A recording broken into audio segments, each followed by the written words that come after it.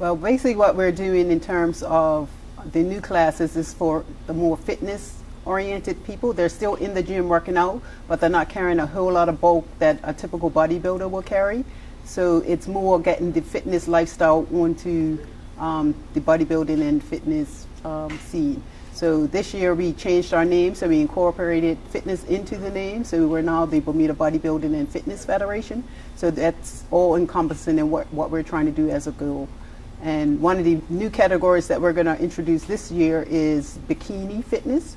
It's a female category, and it's basically looking for shape and symmetry with a less muscular physique for the women. But the men's physique is definitely popular, and a lot of guys are coming out in that.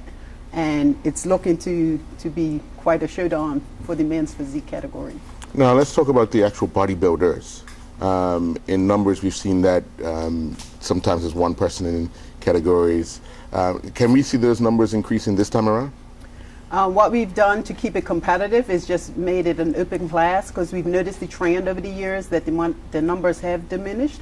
So to keep it competitive, we've just done it as an open class. So, so you won't just see one person standing on stage. You're going to see the entire field on stage together, and the competition will be in an open category. Now, judging. Let's talk a little bit about the judging aspect of it all. Most of in the years gone by, the judges have just been working on bodybuilding and looking at the tone, the muscle tone, and so forth. Will you have separate judges for fitness, or will those same judges, and how do they differentiate the bodybuilding to the fitness side? Judging is always an interesting aspect, because at the end of the day, it's up to the judges' own personal opinion of what's aesthetically pleasing. Typically, we're looking at the difference in muscle definition. So even though you may have, like in men's physique, you're going to have muscular guys, but what will happen, they won't be as striated as what you would look to see in a bodybuilder per se. On the women's side now, the fitness, because we have women's fitness as well. So again, we're not looking for the deep striations. We're looking for the femininity and the feminine curves as it goes across the categories. But typically you have an image in your mind, and when you see it on stage, you'll know it. And then you make your determinations based on what you see on stage. So if the most ideal physique is not on the stage, then you're going to make judgments based on what your personal preference is in terms of aesthetics. What about defending champions? Will they be out to defend their titles from last year? We have a few that are returning. Specifically, we have Sabrina Burgess, Javon Deal, and Hafid James. So they'll be defending in the categories. We also have, because we have categories in all eight disciplines. So you're looking at men's fitness, women's fitness, the new bikini class, plus the figure categories. And then on the men's side, you're going to do the bodybuilding and men's physique. And I also already said men's fitness. So out of the 36 competitors, they're going to range across the 8 categories, and it looks to be a great show. Now, earlier this year, you held an event at City Hall where you introduced a junior category.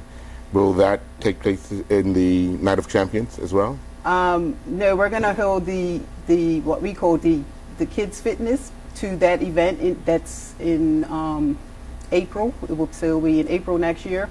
But the idea is to be able to introduce the younger people into the fitness lifestyle, because that's something that I think Bermuda as a country needs to incorporate, because we're going more and more in the wrong direction in terms of obesity and health issues and things of that nature. And I'm basically an advocate for people to get in, not necessarily get in the gyms per se, but they need to take care of their health and exercise. And I always say people, they don't take it seriously until the doctor says something to them, it scares them, but that lasts for 2 weeks, and then they fall back off the wagon. But it's something that you can, you do, and it becomes a lifestyle. I don't know that you have to take it to the level that you will see on Saturday night, but I always encourage the competitors, because it's their friends and families, what they need to touch, because they have the lifestyle, they can share the knowledge, and people can, take what they need. Like I said, we're not getting ready for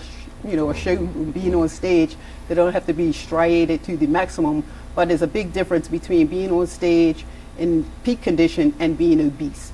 And then it's somewhere in between that the general public can adapt those lifestyles. Now, how difficult how difficult is it to put on an event such as this year after year?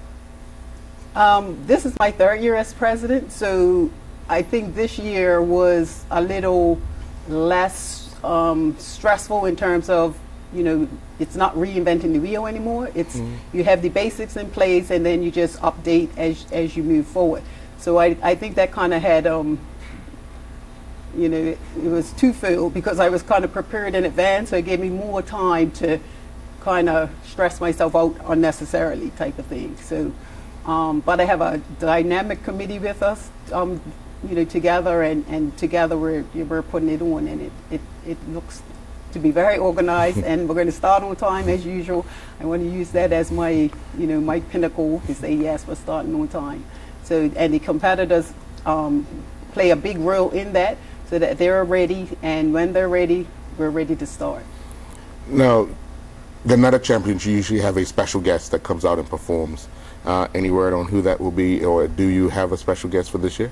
Our committee, we opted not to have a guest poser, because our aim and our goal is to promote the local athletes, and we felt that it would be more prudent to have that money to be able to send additional athletes to compete overseas. So we felt that our money will be spent in developing our athletes.